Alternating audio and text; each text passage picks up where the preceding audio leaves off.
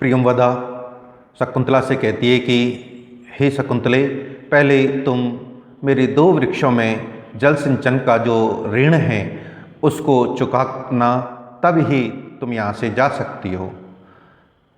राजा दुष्यंत इसको सुनता है और उस शकुंतला को थकी हुई देखकर कहता है कि हे भद्रे, तुम्हारी ये सखी बहुत थकी हुई प्रतीत होती है, इसलिए मैं इसे ऋण मुक्त करना चाहता हूँ। वह अपने हाथ से, अपनी उंगली से अंगूठी उतार करके वह प्रियंवदा को देना चाहता है। उस मुद्रिका में दुष्यंत नाम अंकित देख करके प्रियंवदा और अनुसुईया एक दूसरे की ओर देखते हैं और उस अवसर पर राजा कहता है कि आप अन्यथा न समझें, यह मुझे उपहार स्वरूप प्राप्त हुई है।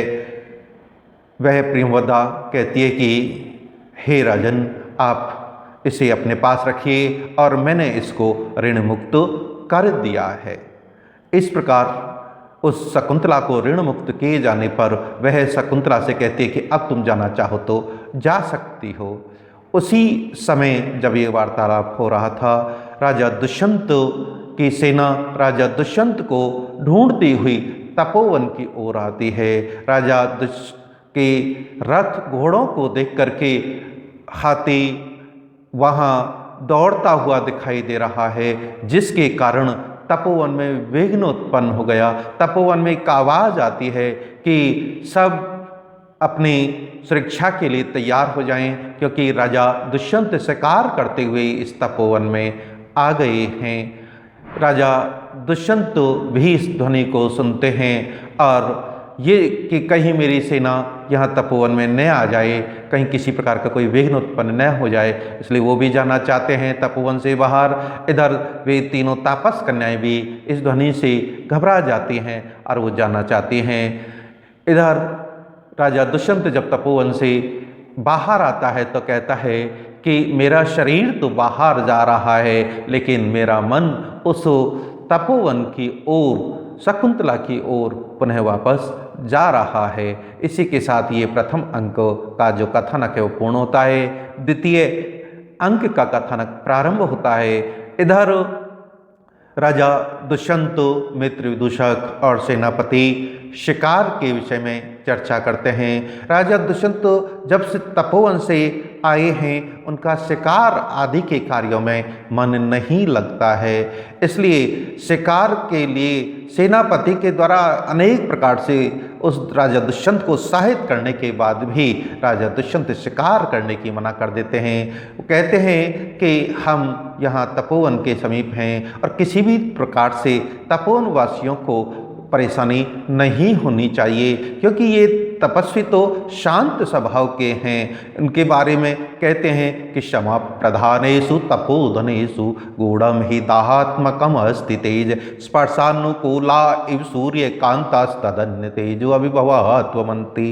राजा दुष्यंत मना कर देते हैं शिकार के।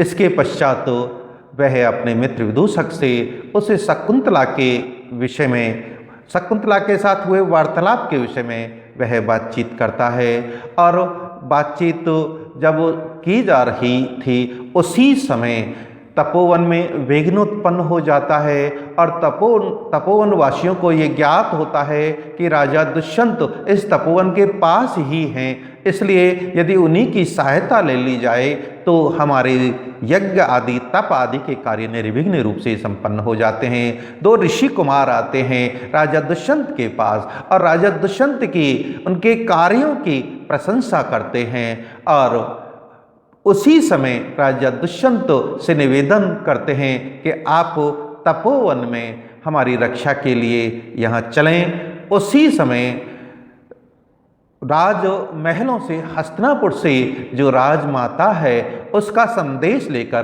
करभग आता है और वह राजा दुष्यंत से कहता है कि हे राजन, माता ने आज से चतुर्थ दिन व्रत की पालना के लिए आपको आमंत्रित किया है, बुलाया है।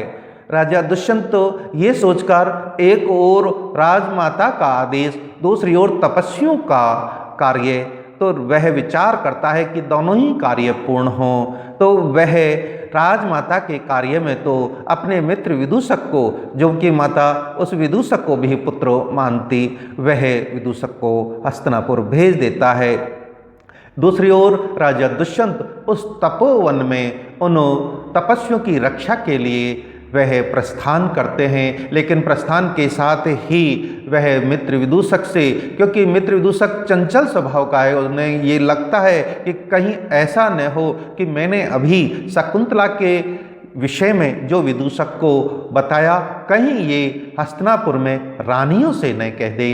इसलिए वह कहता है कि हे मित्र विदूषक, मैंने तुमसे जो शकुंतला के विषय में जो कुछ कहा वह एक हंसी मजाक के रूप में कहा था, उन बातों को तुम सत्य मत मान लेना।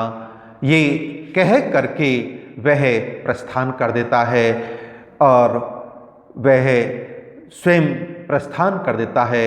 और इसी के साथ जो अभिज्ञान शाकुंतलम का जो द्वितीय अंक है उसका कथानक पूर्ण होता है। धन्यवाद।